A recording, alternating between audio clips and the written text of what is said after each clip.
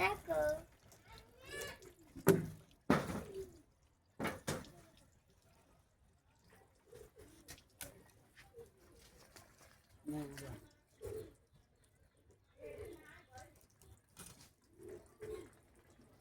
আম্মু এই দেখো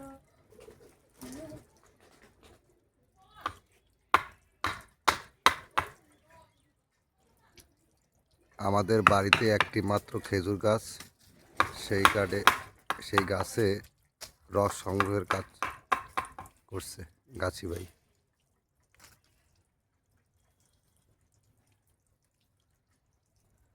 আল্লাহর রহমতে কালকে সকালে এই গাছের রস খেতে পারবো আমরা।